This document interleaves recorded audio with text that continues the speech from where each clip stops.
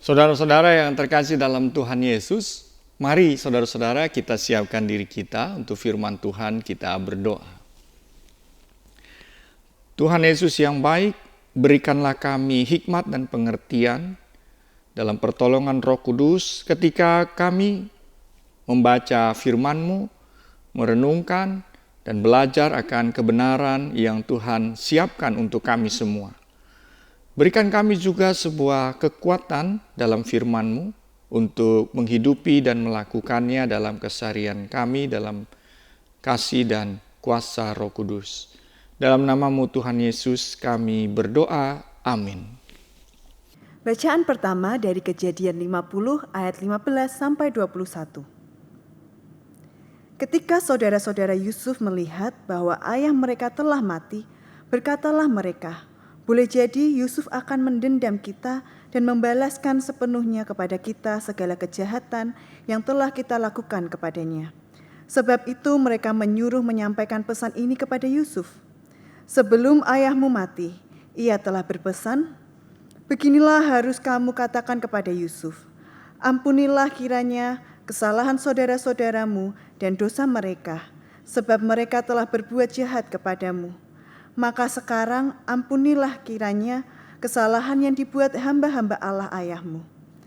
Lalu menangislah Yusuf ketika orang berkata demikian kepadanya.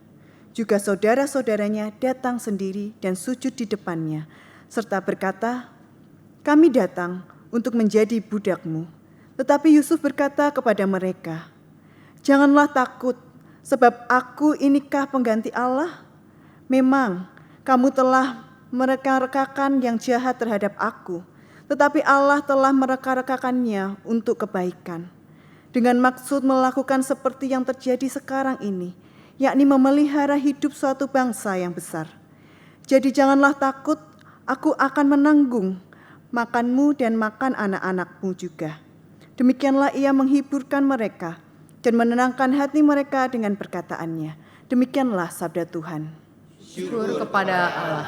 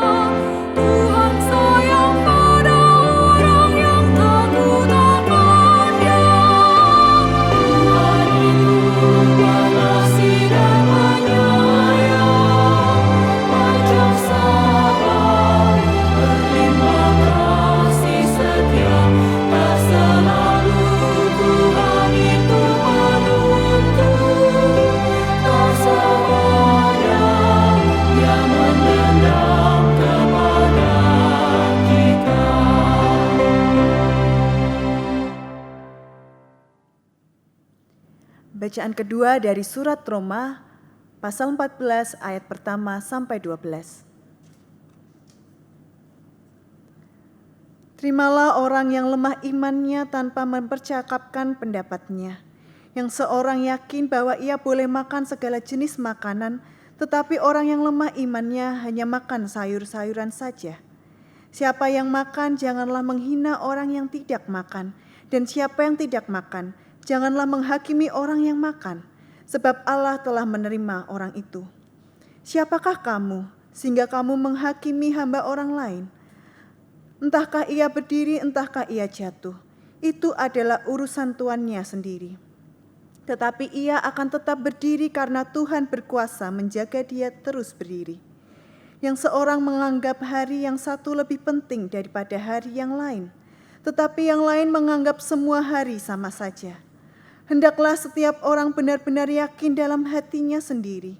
Siapa yang berpegang pada suatu hari yang tertentu, ia melakukannya untuk Tuhan, dan siapa makan, ia melakukannya untuk Tuhan, sebab ia mengucap syukur kepada Allah.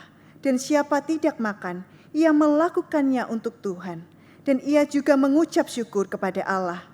Sebab tidak ada seorang pun di antara kamu yang hidup untuk dirinya sendiri, dan tidak ada seorang pun yang mati untuk dirinya sendiri. Sebab jika kita hidup untuk Tuhan, dan jika kita mati untuk Tuhan. Jadi baik hidup atau mati, kita adalah milik Tuhan. Sebab untuk itulah Kristus telah mati dan hidup kembali, supaya ia menjadi Tuhan, baik atas orang mati maupun atas orang-orang hidup. Tetapi mengapakah engkau menghakimi saudaramu? Atau mengapakah engkau menghina saudaramu? Sebab kita semua harus menghadap tahta pengadilan Allah, karena ada tertulis, demi aku hidup, demikianlah firman Tuhan. Semua orang akan bertekuk lutut di hadapanku, dan semua orang akan memuliakan Allah. Demikianlah setiap orang di antara kita akan memberi pertanggungjawaban tentang dirinya tersendiri kepada Allah. Demikianlah sabda Tuhan. Syukur kepada Allah.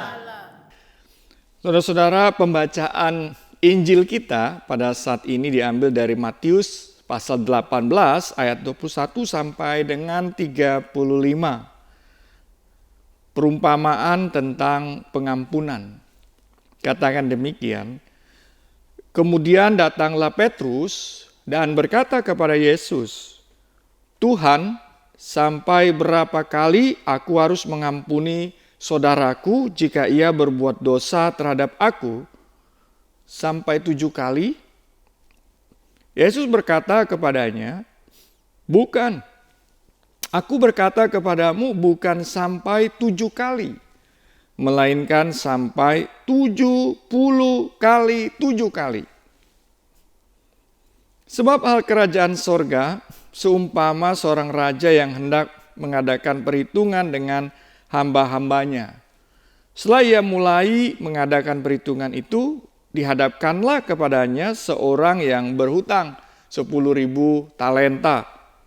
Tetapi karena orang itu tidak mampu melunaskan hutangnya, raja itu memerintahkan supaya ia dijual beserta anak istrinya dan segala miliknya untuk pembayar hutangnya. Maka sujudlah hamba itu menyembah dia, katanya, 'Sabarlah dahulu, segala hutangku akan kulunaskan.' Lalu tergeraklah hati raja itu oleh belas kasihan akan hamba itu, sehingga ia membebaskannya dan menghapuskan utangnya. Tetapi ketika hamba itu keluar, ia bertemu dengan seorang hamba lain yang berhutang 100 dinar kepadanya. Ia menangkap dan mencekik kawannya itu. Katanya, 'Bayar hutangmu.' Maka sujudlah kawannya itu dan memohon kepadanya, 'Sabarlah dahulu, hutangku itu akan kulunaskan.' Tetapi ia menolak dan menyerahkan kawannya itu ke dalam penjara sampai dilunaskannya hutangnya. Melihat itu, kawan-kawannya yang lain sangat sedih, lalu menyampaikan segala yang terjadi kepada tuan mereka. Raja itu menyuruh memanggil orang itu dan berkata kepadanya, 'Hai hamba yang jahat, seluruh hutangmu telah kuhapuskan karena engkau memohonkannya kepadaku. Bukankah engkau pun harus mengasihani kawanmu seperti aku telah mengasihani engkau? Maka marahlah tuannya itu dan menyerahkannya kepada algojo-algojo sampai ia melunaskan seluruh hutangnya. Maka Bapakku yang di sorga akan berbuat demikian juga terhadap kamu apabila kamu masing-masing tidak mengampuni saudaramu dengan segenap hatimu. Saudara-saudara, demikianlah firman Tuhan. Berbahagialah kita yang mendengar firman Tuhan dan yang memeliharanya dalam hidup hari lepas hari.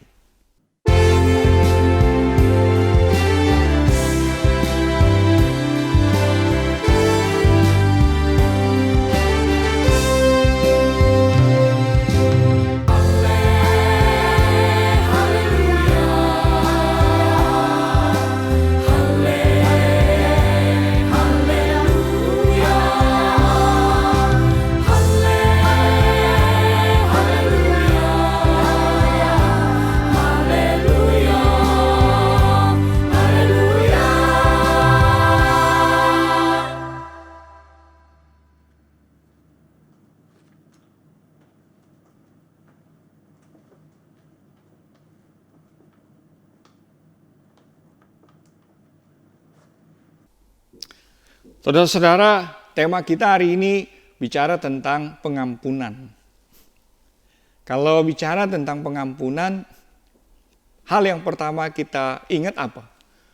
Pasti kita ingat luka ya, sakit hati, amarah, ya, kebencian. Semua perasaan-perasaan negatif tuh muncul ya kalau kita dengar kata pengampunan. Nah, mungkin juga pada saat ini saudara mengalami situasi itu. Saudara merasa marah, benci, ya, kecewa, terluka, dan semua perasaan negatif. Karena apa yang saudara alami, mungkin saudara terima dari orang-orang yang dekat saudara ya. Mungkin hari ini, sebelum ibadah saudara merasa terluka gitu ya. Atau kemudian kemarin ya, saudara terluka begitu.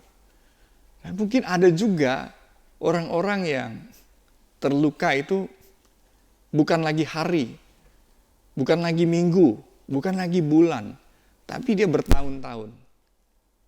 Dia bertahun-tahun dan bahkan ada orang yang hidup dengan kemarahan dan luka dia itu sampai mungkin kematiannya dia masih simpan itu. Dan bahkan perasaan itu, amarah, kebencian dan semuanya bukan hanya dia bawa mati, tapi juga bisa diwariskan saudara. Diwariskan kepada siapa? Kepada anaknya, kepada cucu, para mantu. Ya, dia wariskan. Misalnya, pokoknya kamu jangan ketemu sama dia gitu. Mungkin orang yang dia tidak suka begitu. Ya, kalau kamu masih sayang sama bapak atau mama begitu ya, kamu jangan ketemu dia, jangan hubungan sama dia. Nah, itu kan diwariskan sesuatu yang buruk. Hari ini kita belajar tentang pengampunan. Tentu saja bukan hanya pada kita yang terluka nih. Renungan hari ini, khotbah hari ini bukan hanya tertuju pada saudara-saudara ya yang saat ini sedang terluka begitu. Dan kiranya Tuhan memulihkan saudara ya ketika saudara juga mendengar firman. Begitu. Tapi juga bagi kita semua yang sedang mencari tahu sebetulnya apa sih arti pengampunan itu gitu ya. Arti pengampunan itu sebenarnya apa gitu. Dan kita perlu juga belajar kan supaya pemahaman kita tentang pengampunan itu menjadi lebih baik begitu. Supaya karena kita punya pemahaman yang lebih baik, maka kita akan tahu punya tindakan yang jauh lebih baik begitu. Nah, ini kita perlu bagi kita yang mau belajar tentang pengampunan. Tentu di dalam Alkitab yang kita akan lihat. Dan yang ketiga bisa juga mungkin kita tidak merasa khotbah ini relate ya. Saya nggak terluka. Saya nggak sedang mau belajar juga tentang pengampunan. Tapi saya percaya apa yang kita dengar, apa yang ditaruh Tuhan dalam pikiran kita. Mungkin hari ini kita merasa nggak ada hubungannya dengan kehidupan kita. Mungkin saudara lagi ngalami krisis ekonomi dan lain-lain sebagainya, tapi nggak ada hubungannya gitu. Tapi ini tidak berlalu sia-sia juga saudara-saudara. Karena apa yang kita terima, apa yang kita dapat hari ini, itu juga bisa menjadi sebuah modal kita. Maksudnya apa modal? Sesuatu yang lebih dulu ada dalam diri kita, sehingga ketika kita mengalami situasi yang dilukai dan lain dengan orang lain, kita sudah punya cara untuk segera memulihkan diri kita, begitu ya. Karena kita punya sesuatu dari dalam, ya, sehingga kita bisa respon dengan baik. Nah, apa yang menarik dari pembacaan lectionary ini, ya, pembacaan lectionary kita ini. Nah, saudara, satu hal yang tampak terlihat sebetulnya ketika berbicara pengampunan itu, bahwa dalam diri kita ini sebetulnya ada kecenderungan kuat, ya.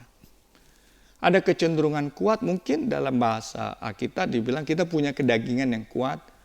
Atau dalam bahasa filosofis itu kita punya hasrat hewani yang besar. Apa sih hasrat hewani kita? Apa sih hasrat kedagingan kita? Kita harus tahu, kenal.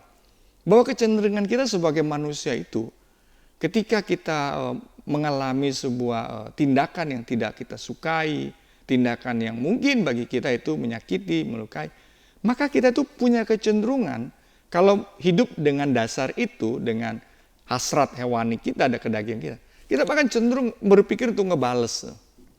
Pasti kan berpikir ngebales begitu. Ya, pokoknya kalau dia ada orang maki gitu, hati itu udah pengen ngebales juga, pengen maki. Nah, itu kan kecenderungannya, dorongan kita tuh. Nah, dorongan ini kan perlu ditata, saudara. Dorongan ini, hasrat ini, itu perlu dikelola. Dikelola dengan baik. Kenapa? Kalau kita tidak kelola, kita hanya ikuti ini, maka kita akan menjadi pribadi yang hidup dengan hasrat hewani kita. Kita nggak punya nilai, nggak punya macam aturan, koridor begitu ya. Kita akan menjadi manusia yang barbar. Artinya, ya saya hanya mengikuti kepuasan hati saya balas. Saya nggak peduli kalau dia maki saya, apakah apa yang saya lakukan pada dia itu sesuai dengan apa yang dia buat? Tidak. Kita nggak akan ukur itu kalau kita hanya mengikuti hasrat kita. Apapun yang dilakukan, kecil besar, selama itu sudah melukai dan menyinggung diri kita, pikiran kita akan selalu ingin balas sepuas-puasnya. Dan nggak peduli. Nah, itu kita nggak jadi manusia yang berkeadaban. Kita nggak jadi pribadi yang baik begitu ya. Nah, karena itulah maka kita bisa mengerti kenapa ada firman Tuhan yang mengatakan dalam Perjanjian Lama itu terkait dengan ini, mata ganti mata, gigi ganti gigi. Nah, ini kan sering disalahpahami ketika orang memahaminya bahwa pikir bahwa ada hukum pembalasan gitu ya. Bahwa kita diajar untuk membalas. Bukan sebetulnya. Kalau kita belajar, hukum ini tuh untuk menolong kita supaya tidak menjadi pribadi yang seperti tadi pertama. Hidup ya untuk membalas kepuasan kita. Jadi ada sebuah batasan kestimpalan ya. Itu hukumnya itu adalah hukum kestimpalan. Jadi artinya kita diajar pada waktu terluka, kita harus menjadi rasional. Kita harus mengukur. Ya, maksudnya apa? Sifat hewani kita itu harus dibatasi dengan pemikiran pertimbangan yang rasional. Diukur supaya jangan berangkat dari kepuasan daging kita. Mata ganti mata, jadi nggak boleh lebih katanya. Maksudnya itu, maksudnya kamu harus tetap memiliki bagian penguasaan diri. Seperti itu. Nah, tapi ini kan masih sesuatu yang menyakitkan juga gitu ya. Mata ganti mata, gigi ganti gigi, itu hubungan manusia dengan manusia itu menjadi rusak gitu. Nah, maka kemudian dikembangkan, saudara. Dikembangkan lagi supaya manusia itu menjadi sebagai manusia yang baik begitu ya. Maka ada hukum ya seperti yang disampaikan misalnya oleh seorang sejarawan Flavius Josephus. Dia bilang orang-orang Yahudi itu memang punya hukum ini, tetapi juga mereka membangun lagi makna bahwa pengampunan itu dalam kaitan diberikan dalam konteks kompensasi. Supaya bukan mata ganti mata, gigi ganti gigi, tetapi ada kompensasi, ditukar gitu atau dipertukarkan. Jadi dengan sesuatu nilai yang bukan menyerang manusia itu sendiri, yaitu sebuah nilai pembayaran yang diatur sedemikian rupa, diukur. Tentu saja ini sebenarnya untuk mengontrol kembali keinginan kita, kepuasan kita untuk melukai orang yang melukai. Nah, saudara-saudara, jadi proses pengampunan itu sebetulnya yang pertama dia menolong kita untuk menjadi manusia, ya, tetap menjadi manusia, tetap menjadi pribadi yang melihat orang lain itu tetap sebagai manusia. Jadi mengontrol diri kita di dalam sebuah rasionalitas kita. Jadi pengampunan itu rasional, saudara. Ya, bukan hanya terkait dengan perasaan, ya, tetapi sebuah pertimbangan yang rasional. Bahwa saya harus tahu bagaimana saya harus merespon dan mengendalikan hawa nafsu saya. Nah, yang kedua, kita berbicara tentang pengampunan itu dalam pengertian kesalehan hidup. Ya, kalau tadi sebuah hukum, aturan, begitu ya, dalam pengertian. Tapi yang kedua itu dalam rangka sebuah kesalehan. Nah, jadi ada sebuah catatan bilang begini, orang-orang Yahudi itu punya tradisi kesalehannya. Jadi misalnya saya melukai seseorang gitu ya, saya melukai seseorang, dia tersakiti banget gitu. Lalu kemudian saya minta maaf sama dia, lalu saya dimaafkan. Nah, lalu kemudian saya melakukannya lagi nih, pada waktu tentu saya melakukan lagi, saya datang lagi, saya minta maaf lagi. Lalu kemudian saya dimaafkan, lalu saya melakukan yang lagi, yang ketiga kali. Lalu kemudian saya minta maaf. Dia masih kasih sebagai bentuk kesalehan. Dia berikan maaf itu. Ya, dia berikan maaf itu. Tetapi dalam pengaturan tradisinya, orang yang minta maaf itu dia hanya 3 kali. Itu diberikan kesempatan untuk dimaafkan. Nah, itu mereka bangun. Walaupun memang tidak sembarangan orang itu minta maaf begitu ya. Dia tidak sembarangan minta maaf. Maka orang yang minta maaf itu pun menyadari bahwa tidak kucuk-kucuk, buat kesalahan, maaf ya, tidak. Dia harus maaf dengan sungguh-sungguh dan dengan tulus. Nah, itu pertanyaannya gimana caranya untuk bisa minta maaf dengan tulus, dengan sungguh-sungguh. Kita tahu kalau orang ini tuh minta maafnya tulus, sungguh-sungguh. Maka mereka atur. Jadi ada caranya. Pertama, orang yang melakukan ini dia harus menunjukkan sebuah upaya untuk mendekati, upaya untuk menunjukkan kepada orang yang disakiti itu bahwa saya itu sudah betul-betul mau berubah, begitu. Betul-betul menyadari kesalahan saya. Dia harus tunjukkan melalui sebuah upaya ekstra. Dan upaya itulah yang dilihat oleh orang ini.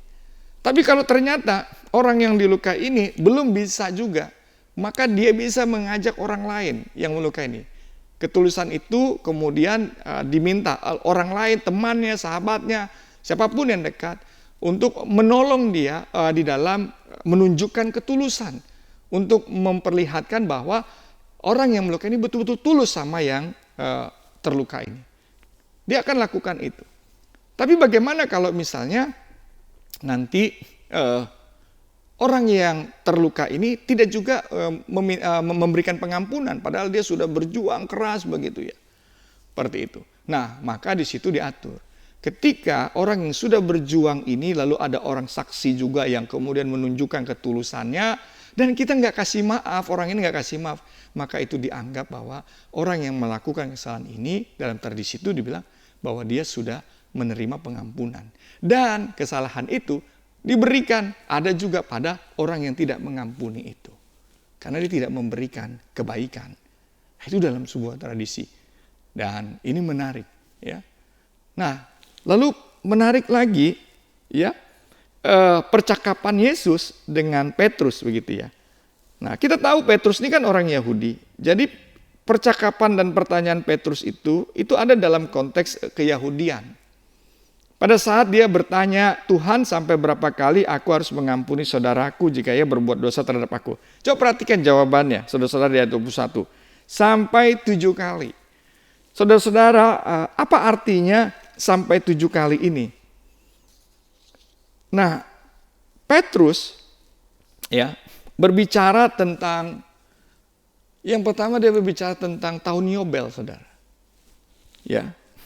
Sampai 7 kali dia bilang begitu. Sampai 7 kali, 1 kali 1 tahun, ya itu ada sebuah perayaan. ada sebuah perayaan yang disebut dengan perayaan Yom Kippur gitu ya, di mana itu sebuah perayaan untuk acara keagamaan.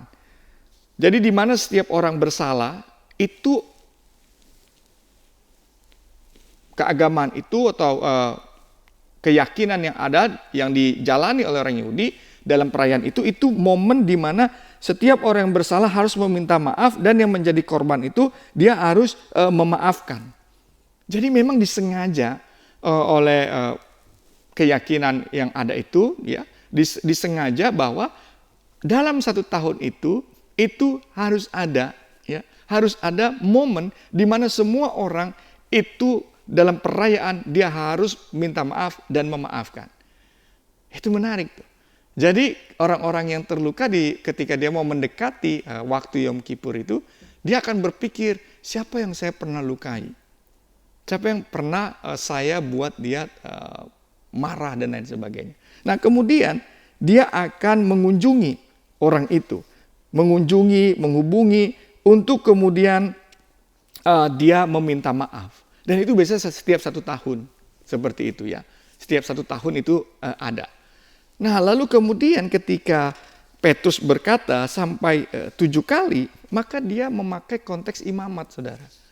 Karena di dalam kitab imamat itu dijelaskan ya, sampai 7 tahun sabat dikatakan. Ya, selanjutnya engkau harus menghitung 7 tahun sabat, yakni 7 kali 7 tahun, sehingga masa 7 tahun sabat itu sama dengan 49 tahun. Di situ ada hari raya pendamaian. Nah itu Petrus berbicara, dia mencoba mengatakan bahwa kalau dikatakan sampai waktu itu, artinya sampai 50 tahun dia mau mengatakan itu. Maka itu adalah separuh daripada kehidupan. Jadi apakah memang pengampunan itu hanya berhenti di separuh masa kehidupan kita? Apakah itu batasnya? Seperti itu. Nah di sini yang menarik ya, ketika Yesus mengatakan bahwa konteks dalam pengampunan yang lebih maju itu bukan dalam konteks kemanusiaan, bukan dalam konteks kesalehan tadi, tapi yang Yesus katakan, bukan itu Petrus. Tetapi engkau harus mengampuni ya, kalau kita baca ayat 22, 7 bukan sampai 7 kali, melainkan sampai 70 kali 7 kali. Artinya apa? Engkau harus mengampuni itu sampai beberapa kali tahun Yobel. 7 kali tahun Yobel besar. Artinya itu 50 tahun, 50 tahun, 50 tahun, 50 tahun, sampai kemudian 7 kali digenapi kesempurnaan itu. Ya, artinya sebuah tahun Yobel yang kumpulan dari tahun Yobel yang besar sekali begitu. Yesus mau mengatakan itu dalam konteks imamat itu. Sehingga dengan demikian perumpamaan yang Yesus ajarkan itu mau bilang bahwa kalau engkau hanya mengampuni dengan sebuah batasan waktu, sebuah batasan jumlah, maka engkau belum ada di dalam pengampunan, dalam anugerah penebusan. Jadi bilang, tetapi ketika perumpamaan itu katakan, ketika engkau memberi pengampunan tanpa batasan, maka disitulah sebetulnya kita hidup di dalam anugerah penebusan. Dan Yesus mau mengajak bahwa pengampunan itu terkait dengan kesadaran kita, hidup kita yang mengalami sebuah anugerah kasih karunia penebusan dari Tuhan. Nah saudara-saudara, ini sebuah pembacaan teks Alkitab kita yang luar biasa, ya, bahwa pengampunan itu menumbuhkan kita untuk menjadi manusia. Pengampunan itu menolong kita untuk hidup dalam kesalehan kita. Dan pengampunan itu menolong kita untuk hidup dalam anugerah penebusan yang dari Tuhan. Sesuatu yang tanpa batas. Sesuatu yang diberikan Allah dengan tanpa perhitungan apapun selain karena cinta kasih-Nya. Nah, Bapak Ibu, saudara-saudara, apa sih contohnya begitu ya dalam proses pengampunan ini? Maka kemudian kita tahu dalam kisah Yusuf, kita melihat di situ. Apa yang terjadi dalam kisah Yusuf? Kenapa dia bisa mengampuni padahal dia sangat terluka? Maka kita melihat bahwa dampak pengampunan itu ada sebelum orang lain meminta. Dampak pengampunan ya itu sudah dimiliki sebelum dia berjumpa. Jadi pengampunan dalam anugerah penebusan itu menyadarkan kita. Yang pertama, melalui kisah Yusuf, dia katakan, aku inikah pengganti Allah. Bahwa pengampunan yang berangkat dari pertumbuhan akan penghayatan anugerah penebusan membuat kita tidak menjadikan diri sebagai hakim atas hidup orang lain. Petrus terluka. Yusuf terluka. Tapi Yusuf bilang, aku bukan hakim. Aku bukan pengganti Allah. Dia tahu dirinya siapa. Pengampunan yang berangkat dari penebusan, karya kasih penebusan Allah, itu membuat kita sadar bahwa kita bukan hakim atas sesama kita. Kita adalah orang yang sudah diampuni. Kita adalah orang yang sudah ditebus. Bukan orang yang layak untuk menentukan hidup orang lain. Nah, jadi itu yang pertama. Ketika kita semakin sadar, bertumbuh dalam pengampunan, dalam pengertian anugerah penebusan. Lalu yang kedua, kesadaran apa yang muncul dalam sebuah pengampunan yang tumbuh dalam diri karena anugerah penebusan? Bahwa kita sadar bahwa kita ini hanya sebatas instrumental cinta kasih Allah untuk mendatangkan kebaikan. Yusuf bilang, aku tahu engkau mereka-rekakan yang jahat, tetapi Allah sudah merancangkan yang baik. Maksudnya apa? Untuk menyelamatkan sebuah bangsa. Jadi pengampunan itu membuat kita sadar bahwa kita ini hanya instrumental untuk menyalurkan kasih Allah bagi orang lain dalam sebuah rencana Allah. Mungkin pengampunan kita itu Tuhan pakai untuk mengubah hidup orang, mentobatkan hidup orang. Pengampunan kita pakai, itu Tuhan berkati untuk menyelamatkan. Bukan hanya hidup kita, tapi hidup orang lain. Yang ternyata dia membutuhkan itu untuk kembali kepada Bapa. Lalu yang terakhir apa? Dampak dari pengampunan itu yang ditunjukkan oleh Yusuf. Maka pengampunan itu harus punya sesuatu yang konkret.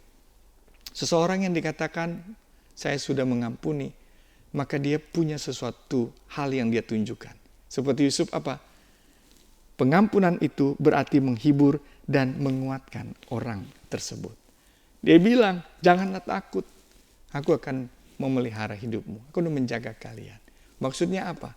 Orang yang diampuni, dia memiliki sebuah tanda. Tanda apa? Dia yang terluka, dia yang menghibur dan menguatkan orang lain.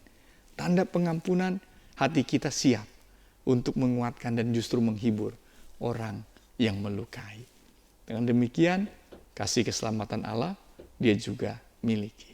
Jadi, saudara-saudara, hari ini mari kita bertumbuh dalam sebuah proses pengampunan. Kita bertumbuh dalam pengampunan untuk menjadi manusia. Kita bertumbuh dalam pengampunan untuk hidup dalam kesalehan kita. Kita tumbuh dalam pengampunan untuk hidup di dalam karya penebusan Tuhan. Jadi saudara-saudara, hari ini, saat ini, pada saat saudara kita sama-sama mendengarkan firman Tuhan, mari ayo kita jadikan hari ini sebagai hari pemulihan kita, sebagai hari perubahan kita. Sehingga ada sebuah pengampunan bagi kita yang terluka. Hari ini pikirkan siapa orang-orang yang mungkin melukai kita, masih kita simpan. Ya, pikirkan. Lalu kemudian katakan dalam diri kita, ya saya mau hidup sebagai pribadi yang menjadi manusia, memberi pengampunan karena saya mau menjadi manusia terhadap sesama, saya mau hidup di dalam kesalehan, dan saya mau hidup di dalam anugerah penebusan.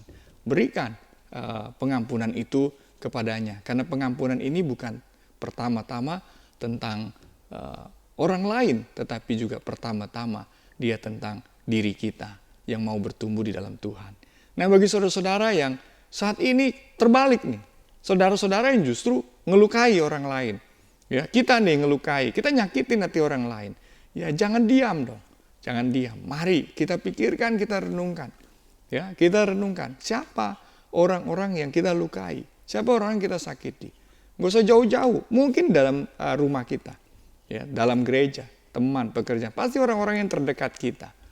Mungkin kita udah lama nggak juga hubungi dia, ya, untuk pemulihan. Bergerak, jadi manusia, hidup dalam kesalehan, dan hidup dalam anugerah penebusan. Dan itu adalah sebuah panggilan untuk kita mulai berani. Ayo berani, kalau melukai berani, kenapa untuk memulihkan tidak berani? Kita harus berani memulihkan, bukan melukai. Hubungi dia, kontak dia, lalu bilang, maafkan saya mau pulih, saya mau hidup dalam anugerah penebusan Allah. Saya mau hidup belajar baru di dalam sebuah bentuk kesalehan iman. Saya mau menjadi manusia, maafkan saya.